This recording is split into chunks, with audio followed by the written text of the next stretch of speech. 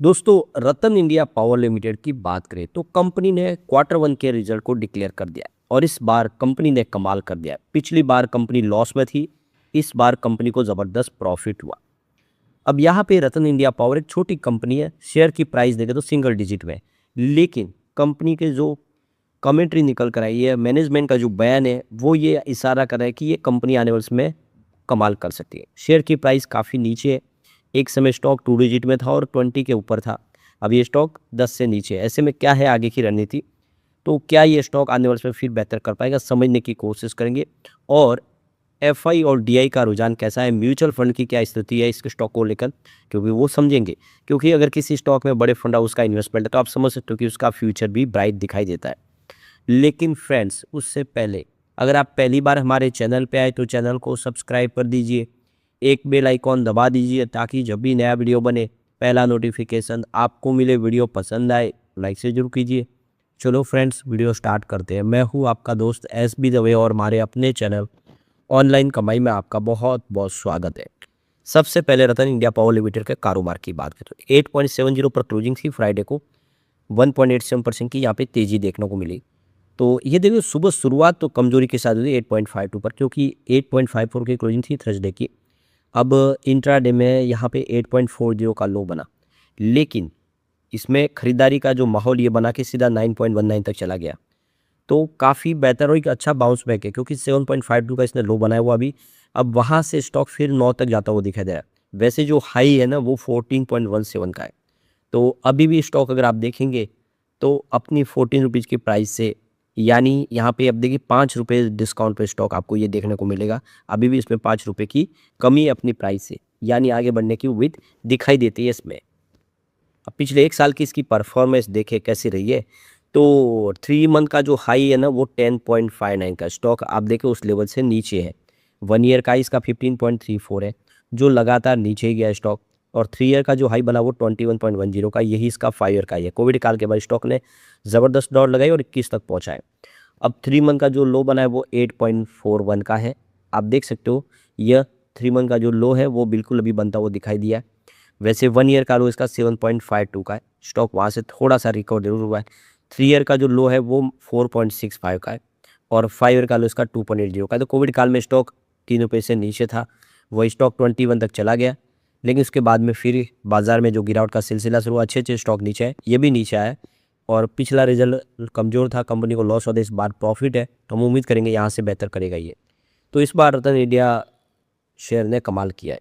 देखिए, ये रतन India power ने इस बार 44.36 करोड़ का प्रॉफिट बता दिया है, जबकि पिछले 1 साल पहले 14.60 करोड़ का लॉस था। तो 14 करोड़ के लॉस से 44 करोड़ के प्रॉफिट में आ गई कंपनी, ये इसकी सबसे बड़ी अचीवमेंट है। तो ये देख लो कि कंपनी का जो कारोबार है इस बार काफ़ी बेहतर रहा है। कंपनी ने पावर परचेज एक्सचेंज, जो पावर एक्सचेंज के माध्यम से 1.79 करोड़ यूनिट बिजली बेचे, जिसमें उनको 15.05 करोड़ रुपये का रेवेन्यू प्राप्त हुआ है।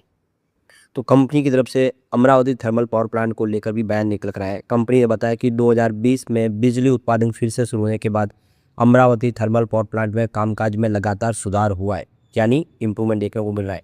कंपनी के अनुसार वित्त वर्ष 2027 की पहली तिमाही के दौरान ये महाराष्ट्र और पूरे देश में सबसे अच्छा प्रदर्शन करने वाला प्लांट साबित हो रहा है।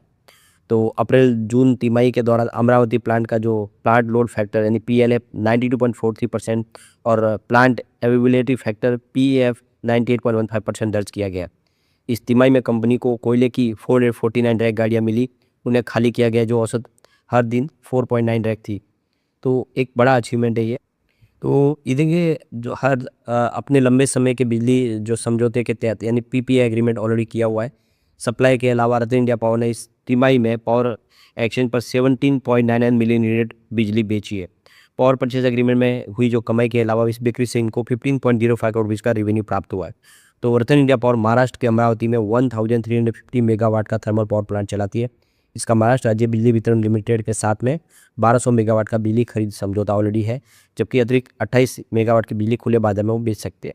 तो देख सकते हो कि लगातार बिजली कंजम्पशन भी इस बार बढ़ा, उसका फ़ायदा भी देखने को मिला। इलेक्ट्रिसिटी खपत बढ़ी क्योंकि गर्मी बहुत ज़्यादा थी, तो कंपनी लॉस से प्रॉफिट में आ गई।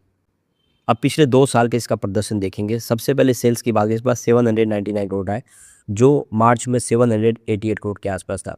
तो क्वार्टर ऑन क्वार्टर बेसिस पे तो कंपनी का सेल्स बढ़ा है, लेकिन अगर हम जून 2025 की बात करें, ये गिरा क्योंकि 822 करोड़ के आसपास बताया था पिछले साल। तो साल दर साल के हिसाब से सेल्स कम हुआ है कंपनी का, और जून 2024 में ये 932 करोड़ के आसपास था। यानी आप देख सकते हो कि पिछले जून 2024 के मुकाबले भी यहाँ पे थोड़ा कम है। अब खर्च यहाँ पे देख सकते हो कि 674 करोड़ का हुआ है जून क्वार्टर में, जो मार्च में 658 करोड़ के आसपास था। यानी खर्च यहाँ पे थोड़ा बड़ा है क्योंकि सामने रेवेन्यू भी बड़ा है। लेकिन अगर हम बात करें खर्च के पिछले साल सेम क्वार्टर की, तो ये 725 करोड़ के आसपास था। तो खर्च घटा है क्योंकि सामने बिजनेस भी कम हुआ है। 24 में ये 743 करोड़ के आसपास था। अब बात करेंगे ऑपरेटिंग प्रॉफिट की, तो इस बार 125 करोड़ का ऑपरेटिंग प्रॉफिट बताया, जो मार्च 2026 में 130 करोड़ के आसपास था। इसका मतलब क्वार्टर ऑन क्वार्टर बेसिस पे भी ऑपरेटिंग प्रॉफिट में कमी आई है। लेकिन जून 2025 में ऑपरेटिंग प्रॉफिट मात्र 97 करोड़ के आसपास था। तो इस हिसाब से पिछले साल के मुकाबले ऑपरेटिंग प्रॉफिट अच्छा खासा बढ़ा है। सेल्स बढ़े गिरा, लेकिन ऑपरेटिंग प्रॉफिट में वृद्धि हुई है, कंपनी को बिजनेस में आय मिली है। वैसे जून 2024 में ये 189 करोड़ के आसपास था, जिससे अभी काफ़ी कम है। अब यहाँ पे इसका ऑपरेटिंग प्रॉफिट मार्जिन 16% था इस बार, जो पिछले क्वार्टर में भी 16% था, लेकिन पिछले साल सेम क्वार्टर में देखें तो 12% के आसपास था। तो ये इस बार सुधार हुआ है, लेकिन जून 2024 में 20% था, जिससे अभी भी काफ़ी कम है। अब यहाँ पे कंपनी के हम प्रॉफिट बिफोर टैक्स की बात, अदर इनकम में देखिए 68 करोड़ थी इस बार, जो पिछले क्वार्टर में 67 करोड़ थी। पिछले साल सेम क्वार्टर में 99 करोड़ के आसपास थी। ये गौर करने वाली बात है।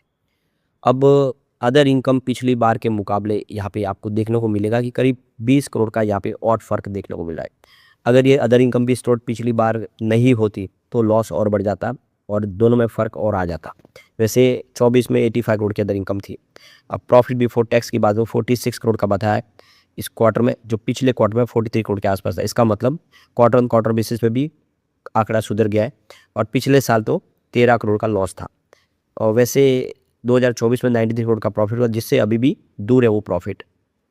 अब नेट प्रॉफिट भी 46 करोड़ के आसपास ही रहा है। पिछले क्वार्टर में 43 करोड़ था, और ये देख सकते हो कि पिछले साल सेम क्वार्टर में 13 करोड़ था। ये आंकड़े सब सेम ही है, पर कंपनी ने लॉस से प्रॉफिट में लाके एक बड़े उछाल मारा है। देख सकते हो कि EPS 0.09 तक पहुंच गया, जो पिछले क्वार्टर में 0.08 रुपीज़ के आसपास था, और पिछले साल सेम क्वार्टर में 0.02 माइनस था। और यहाँ पे देखें तो 24 में अच्छा था, 0.17 रुपीज़ के आसपास। 24 के मुकाबले जरूर कमजोर है, लेकिन 25 के मुकाबले इस बार बेहतर किया है, और हम उम्मीद करेंगे आने वाले में ये बेहतर कर सकता हूँ। यहाँ पे शेयर होल्डिंग पैटर्न देखें तो आपको समझ में आएगा कि प्रमोटर की होल्डिंग बहुत ज़बरदस्त है, 44.06% की, जो लगातार बनी हुई है। अब किसी छोटे स्टॉक पर 44% की थोड़ी प्रमोटर की होना बड़ी मायने रखती है, जिसका मतलब कंपनी पे उसकी पकड़ मजबूत है, कोई भी गिरवी शेयर भी नहीं है। FI की बात करें तो उनकी होल्डिंग यहाँ पे बढ़ चुकी है। देख सकते हैं 5.13% की होल्डिंग थी मार्च में, जो 5.25% हुई। यानी फॉरेन इन्वेस्टर जो इसमें निवेश करे, भरोसा करे। DI का निवेश कुछ कम हुआ है, 0.15% होल्डिंग थी, जो 0.14% हो चुकी है। और म्यूचुअल फंड का भी वही रुझान थोड़ा हल्का कम हुआ है। अब जनरल पब्लिक की बात करें, उनकी होल्डिंग भी कम हुई है। 50.68% की होल्डिंग थी मार्च में, जो जून में करके 50.55% हो चुकी है। तो FI ने इस मौके का फ़ायदा उठाया है। अब है स्टॉक छोटा हो, लेकिन यहाँ पे म्यूचुअल फंड में जम के खरीदारी करें। आप देखिए Motilal Oswal Nifty microcap two 50 ने यहाँ पे 6.65 करोड़ का निवेश किया हुआ है, और यहाँ पे उन्होंने भरोसा किया उस स्टॉक पे। Grow Nifty total market index ने भी यहाँ पे 0.04 करोड़ का इन्वेस्टमेंट किया हुआ है। बंधन निफ्टी टोटल मार्केट इंडेक्स ने भी 0.01 करोड़ का इन्वेस्टमेंट किया है स्टॉक के अंदर। इसके अलावा मोतीलाल ओसवाल BSE 1000 इंडेक्स ने भी 0.01 करोड़ का इन्वेस्टमेंट किया है। Angel one Nifty total market index direct ने 0.01 करोड़ का इन्वेस्टमेंट किया हुआ है। मेरे asset Nifty total market index ने भी 0.01 करोड़ का इन्वेस्टमेंट किया है। तो angel one Nifty total market ETF ने भी कुछ यहाँ पे निवेश किया हुआ है। इससे बात समझ सकते हो कि म्यूचुअल फंड भरोसा करे, आने वाले समय ये बेहतर कर सकता है। लेकिन फ्रेंड्स, कोई भी इन्वेस्टमेंट करने से पहले अपने फाइनेंशियल एडवाइजर से एडवाइस ले ले, या अपना खुद का रिसर्च करे, क्योंकि मैंने वीडियो आपके एजुकेशनल पर्पज़ के लिए ही बनाया। वीडियो पसंद आए तो लाइक शेयर जरूर कीजिए, और चैनल को सब्सक्राइब कर दीजिए। Thank you friends.